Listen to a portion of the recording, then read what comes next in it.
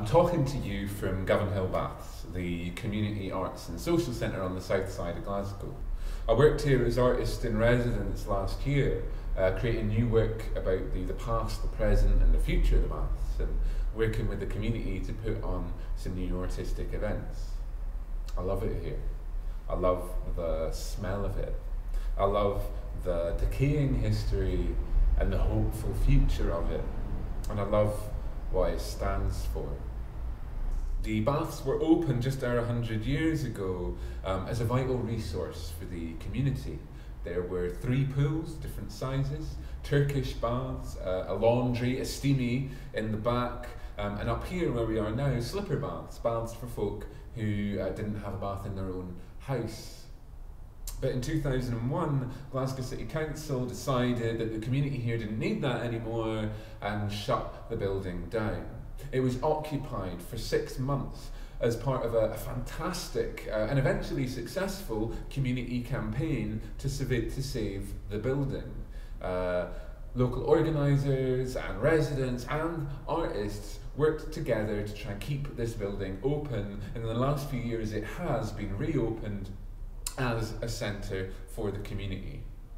I'm spending time here now because this is the kind of political struggle campaign that I believe in, and which I think that artists need to be part of. Community-based struggles which fight for the right to preserve buildings and resources for the quality of life for all. The fight for Govanhill Baths saved a community centre, but it also created space and jobs for artists. The National Theatre of Scotland have produced work here alongside the local Strathclyde Theatre Group. Glasgow International have exhibited here alongside photography work from local artists. I've worked as artist in residence here alongside activist parties and political meetings and citizens advice services as well. None of this would be possible without communities struggling and campaigning in solidarity with each other. The SAU asked me to speak a little bit about art and politics and the Independence Referendum. I'm talking to you before the vote and you're listening to me after the vote, so I'm not going to argue for yes or no, but I am going to make a prediction. Whichever side wins, I think that artists and arts organisations have a struggle ahead of them. Whichever side wins, I think we're going to be facing some steep arts cuts to come. I think this is true because all the main parties in the debate, on both sides of the debate, are explicitly parties of neoliberalism. They are parties of big business. Privately, they have interests in energy extraction and financial services. In their policies, they are all for lower corporation tax and so on. There are differences between them, and some folks, some artists, me included, are going to be voting for one side or the other in the hopes of preserving the welfare state, or opening our borders, or strengthening working class organising. But whichever side wins, I think that very soon the rhetoric is going to fall away, and we are going to see cuts in tax and cuts in spending.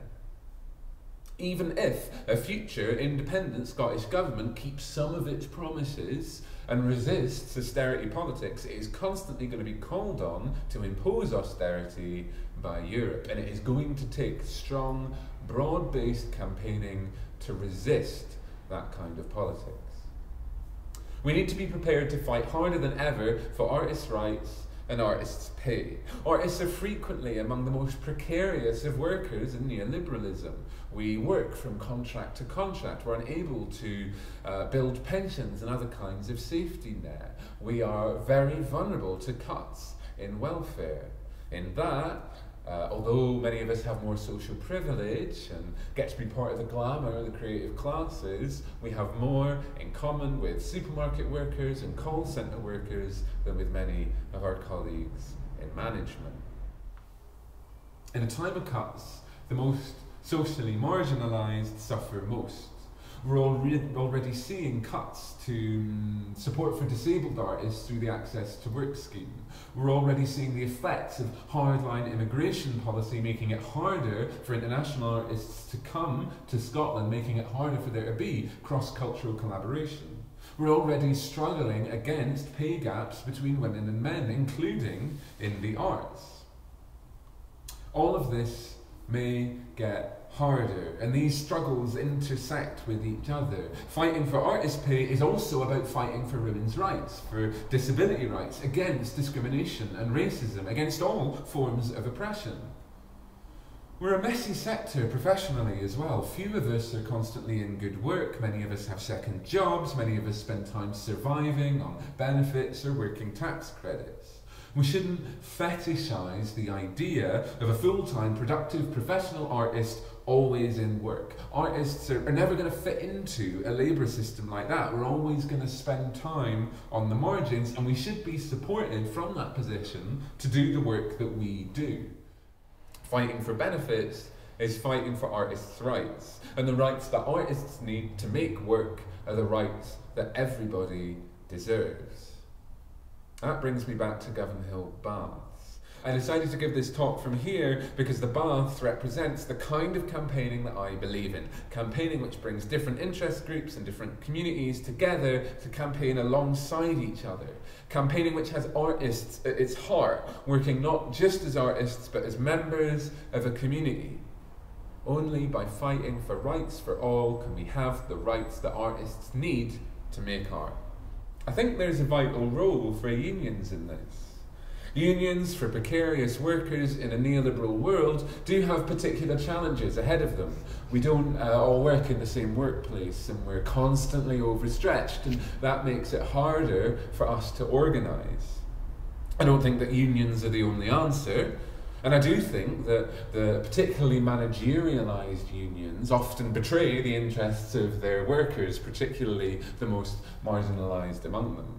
I certainly don't think that any vote in this referendum, in a future election, is an answer by itself. Politicians always have to be forced by campaigns to keep the promises and to bring us the rights that we need. But strong, democratic and grassroots unions can be central to this kind of struggle, and we need new forms of organisation that meet those challenges. I've spent a while trying to figure out which is the right union for me. I work across a few different disciplines, so it's hard for me to fit in.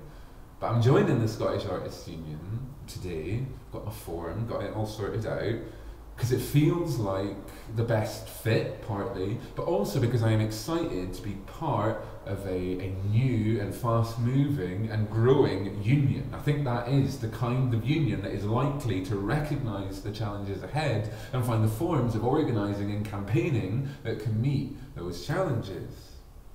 I want a union that will join in struggle with communities and campaigns fighting not just for the rights of artists, but for the rights of all.